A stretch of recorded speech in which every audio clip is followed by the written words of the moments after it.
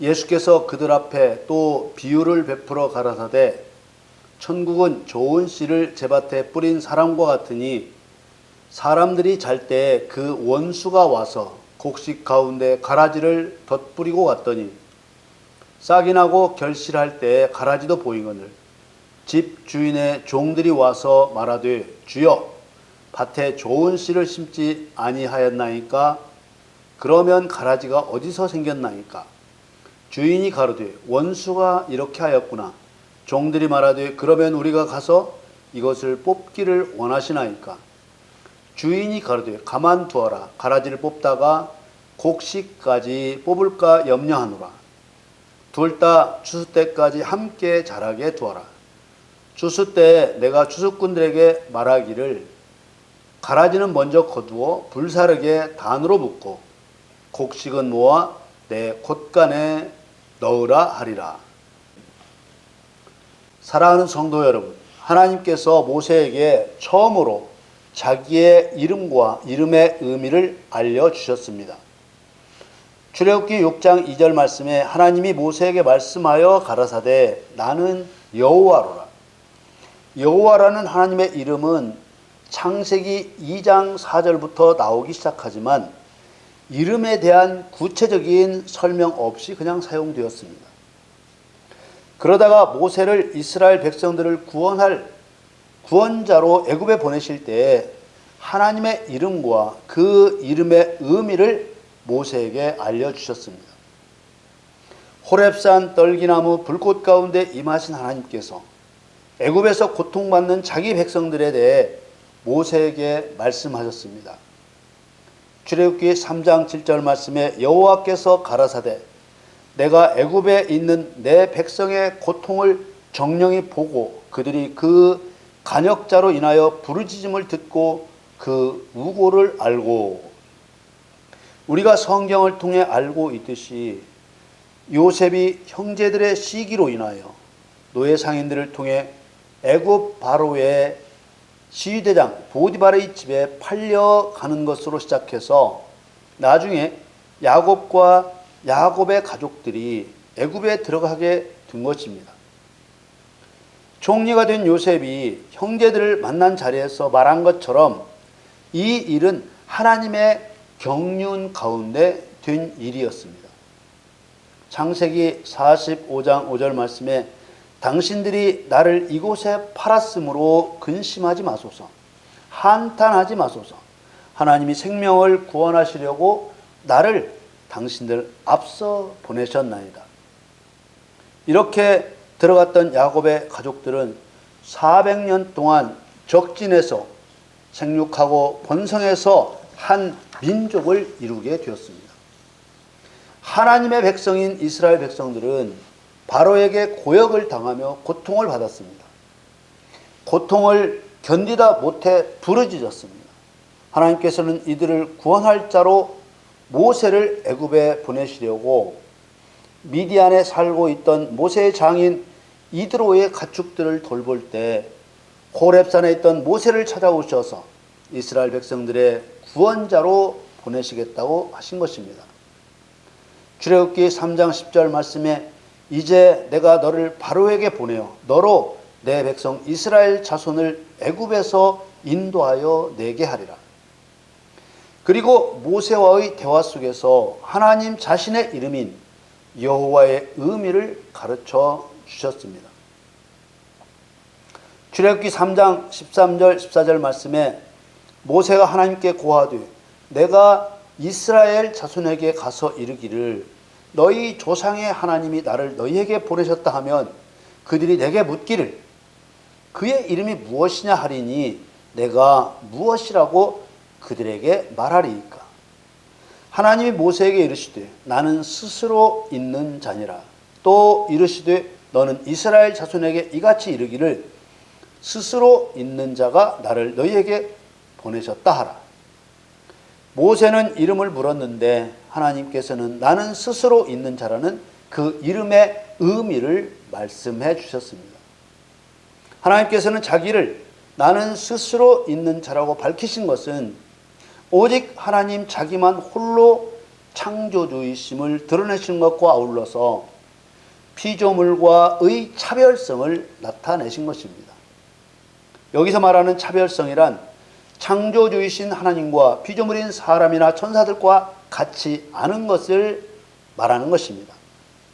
하나님은 존재하는 데 필요한 것이 아무것도 없는 분이시고 하나님의 뜻을 거역하거나 하나님이 하시는 일에 대해 방해할 수 있는 힘을 가진 어떠한 세력도 존재할 수 없다는 뜻으로 나는 스스로 있는 자라고 말씀하시는 것입니다. 그런 하나님의 속성을 알려주시려고 이름을 묻는 모세에게 그 이름의 뜻을 말씀하신 것입니다. 히브리서에 보면 의의 왕이시며 평강의 왕이신 멜기세덱에 관해 설명하고 있습니다. 이 멜기세덱은 그리스도시며 곧 하나님이십니다. 히브리서 7장 1절에 3절 말씀에 이 멜기세덱은 살렘 왕이요 지극히 높으신 하나님의 제사장이라 여러 임금을 쳐서 죽이고 돌아오는 아브라함을 만나 복을 빈 자라. 아브라함이 일체 10분의 1을 그에게 나누어 주니라.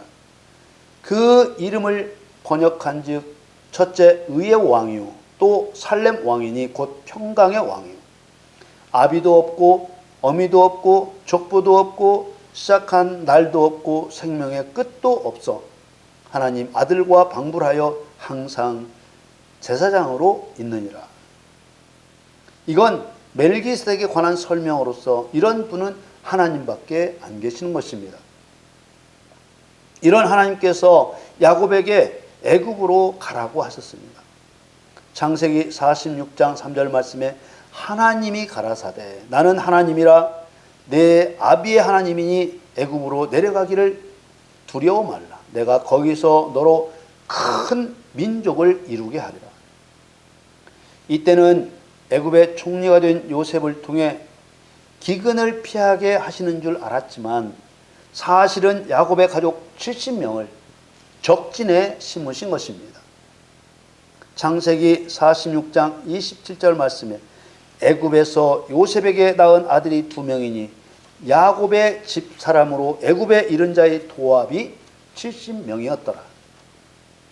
애굽은 세상의 모형이고 애굽 바로는 세상 임금 사단의 모형이기 때문에 하나님은 자기 백성을 의도적으로 적진에 심으셨다는 것을 알 수 있습니다.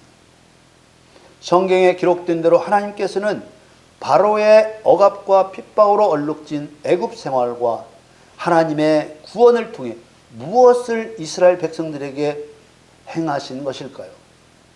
단순히 구원만을 목적으로 하신 것이 아닙니다.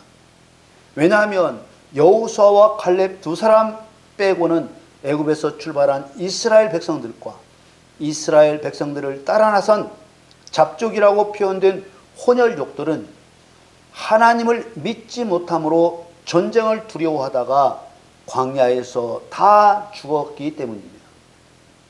하나님의 경륜을 이해하지 못하고 그저 구원 타령만 하는 사람들 말대로 구원이 최종적인 목적이었으면 하나님은 구원에 실패한 것처럼 보일 수밖에 없습니다.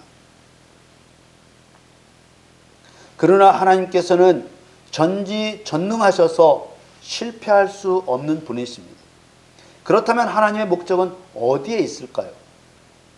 홍해 바다에 갇힌 이스라엘 백성들을 추격하던 애굽의 왕과 왕의 군대가 전멸당하고 난 후에 이스라엘 백성들에게 나타났던 마음의 변화를 보면 하나님의 목적이 무엇인지 알 수 있습니다.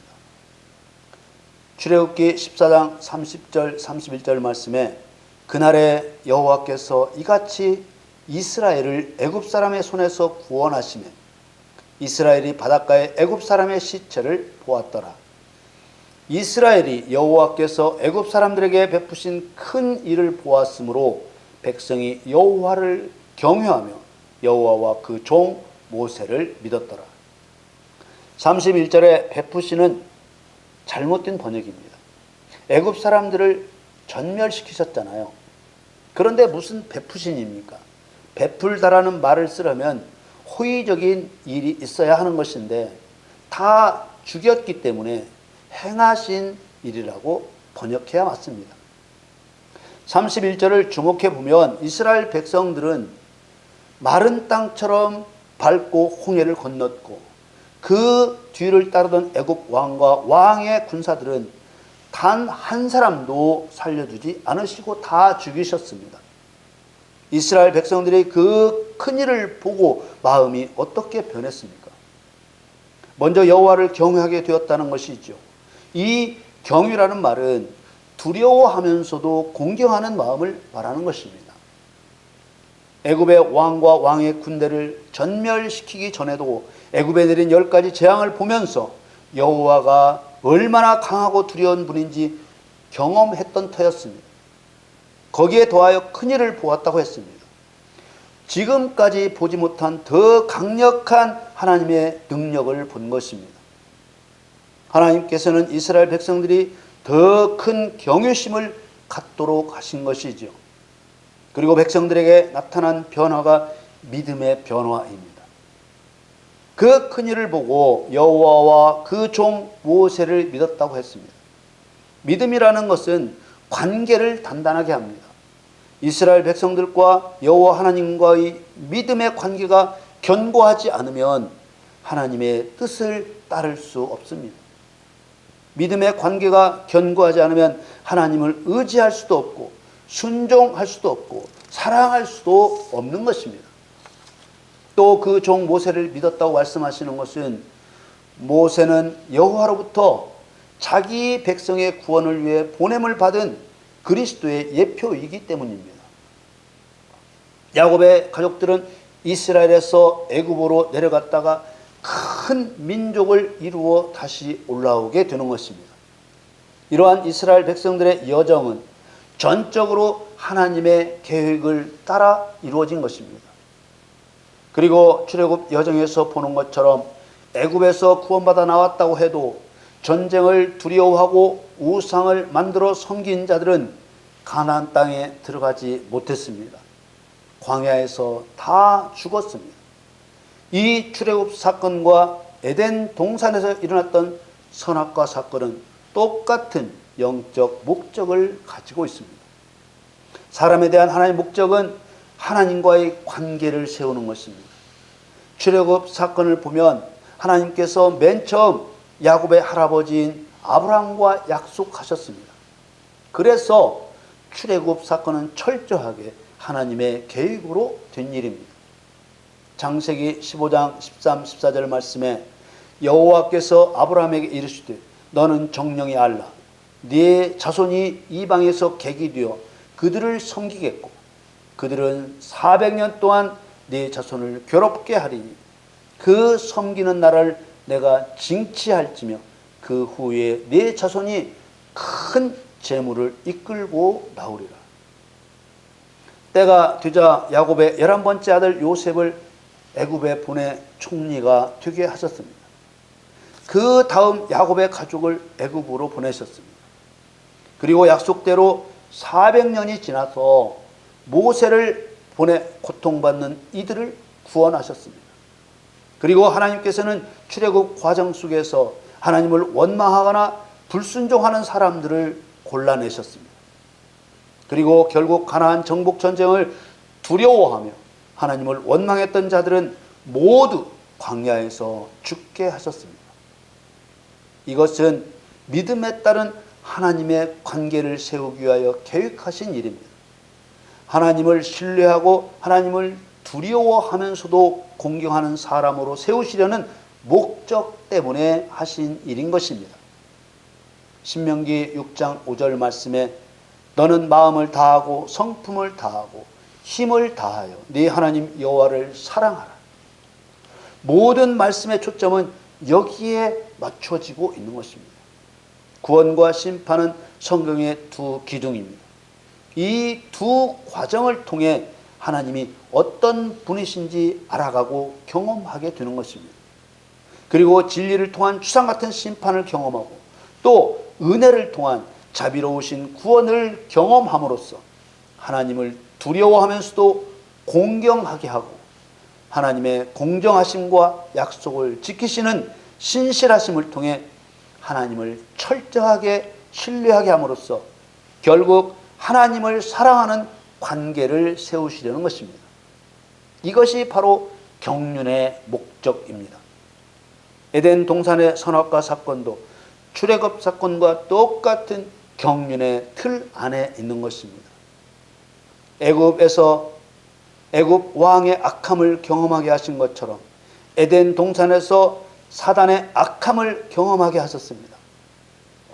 애굽에서 악한 자 애굽 왕과 그 군대를 진멸하여 그들의 손아귀에서 건져내시는 하나님의 선하심을 경험하게 하신 것처럼 에덴 동산에서 악한 자 사단을 저주하시고 사단의 머리를 깨뜨려 버리게 하시는 하나님의 선하심을 경험하게 하셨습니다.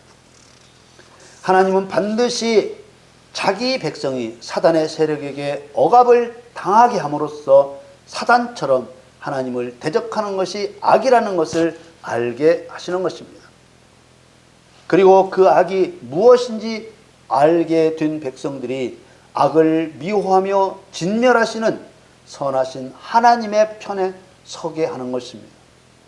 성경은 단순히 무조건적인 구원을 최종적인 목적으로 말하고 있지 않습니다. 또한 악한 자에 대한 심판을 최종적인 목적으로 말하고 있지 않는 것입니다. 이 구원과 심판은 사람이 하나님을 경외하고 사랑하는 관계로 나아가게 하는 수단과 과정인 것입니다. 앞에서 보셨지 않습니까?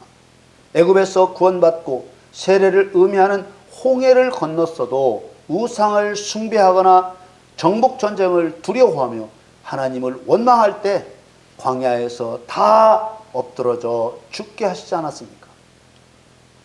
선악을 알게 하는 나무는 하나님을 대적하고 사람을 속이는 사단을 의미합니다. 생명나무는 사단을 심판하고 죄인을 구원하시는 하나님의 말씀 곧 그리스도를 의미합니다. 하나님께서는 사람을 사단의 세력 안에 두시고 하나님의 말씀을 보고 듣게 하셔서 생명나무인 그리스도를 바라보게 하시는 것입니다. 사람들은 예수님을 믿으면 그 믿는 자를 사단이 없는 곳에 두시는 줄 알지만 이 세상에 산다는 것 자체가 세상 임금 사단에 통치하는 적진에 있는 것입니다. 다만 자신 안에 있는 귀신을 성령의 능력을 힘입어 쫓아내면 그 사람이 하나님의 통치를 받는 하나님의 나라에 속한 자가 되는 것입니다. 오늘 본문을 보면 마태복음 13장 24절에 예수께서 그들 앞에 또 비유를 베풀어 가라사대 천국은 좋은 씨를 제 밭에 뿌린 사람과 같으니 라고 하시며 천국에 대한 비유를 베푸셨습니다. 비유에 등장하는 곡식은 구원받은 그리스도인들의 상징입니다. 그리고 가라지는 악한 영들인 귀신들의 상징입니다. 가라지를 뿌리는 원수는 마귀입니다. 마태복음 13장 25절 28절 말씀에 사람들이 잘 때 그 원수가 와서 곡식 가운데 가라지를 덧뿌리고 갔더니 싹이 나고 결실할 때 가라지도 보이거늘 집 주인의 종들이 와서 말하되 주여 밭에 좋은 씨를 심지 아니하였나이까? 그러면 가라지가 어디서 생겼나이까? 주인이 가로되 원수가 이렇게 하였구나. 종들이 말하되 그러면 우리가 가서 이것을 뽑기를 원하시나이까? 밭이라는 세상에 하나님께서 곡식을 심으셨습니다. 25절에 보면 사람들이 잘 때 원수가 곡식을 뿌린 밭에 가라지를 덧뿌리고 갔다고 하셨습니다. 우리는 여기서 한 가지 생각해야 할 부분이 있습니다. 곡식을 뿌린 밭에 원수가 가라지를 덧뿌린 것이 누구의 뜻으로 된 일이냐라는 것입니다. 하나님의 뜻이냐 마귀의 뜻이냐는 것입니다. 이 이야기는 애굽이라는 나라 안에 이스라엘 백성을 살게 하신 것이 누구의 뜻인가라는 말과 똑같은 질문입니다. 세상이라는 밭에 하나님의 백성도 사단의 졸개들인 귀신들도 함께 있게 하신 것은 하나님의 뜻인 것과 같은 것입니다. 그렇다면 한 밭 안에 있는 가라지의 역할은 무엇이겠습니까? 곡식이 심겨진 밭에 잡초가 함께 자라고 있다면 그 잡초는 곡식이 자라는 것을 방해하는 것입니다. 상대적으로 곡식은 가라지의 방해를 이겨내며 자라야만 되는 것이죠. 악한 영들인 귀신들과 함께 살아가는 하나님의 백성들은 귀신들과 싸워 이겨야만 알곡을 맺을 수 있게 된다는 것을 비유로 말씀하시는 것입니다. 가라지를 뽑아내기를 원하시는지를 종들이 물을 때 주인의 뜻은 그대로 두라는 것입니다. 29절 말씀에 주인이 가로되 가만두어라. 가라지를 뽑다가 곡식까지 뽑을까 염려하노라. 가라지를 뽑아내지 않고 그대로 두시는 주인의 뜻은 곡식과 가라지가 함께 자라게 하는 것입니다. 30절 말씀에 둘 다 추수 때까지 함께 자라게 두어라. 추수 때 내가 추수꾼들에게 말하기를 가라지는 먼저 거두어 불사르게 단으로 묻고 곡식은 모아 내 곶간에 넣으라 하리라. 예수님께서는 가라지를 심은 원수와 더러운 귀신들을 하나님의 나라에서 모든 넘어지게 하는 것과 불법을 행하는 자들이라고 말씀하고 있습니다. 마태복음 13장 41절 42절 말씀에 인자가 그 천사들을 보내리니 저희가 그 나라에서 모든 넘어지게 하는 것과 또 불법을 행하는 자들을 거두어내어 풀무불에 던져 넣으리니 거기서 울며 이를 갈미 있으리라.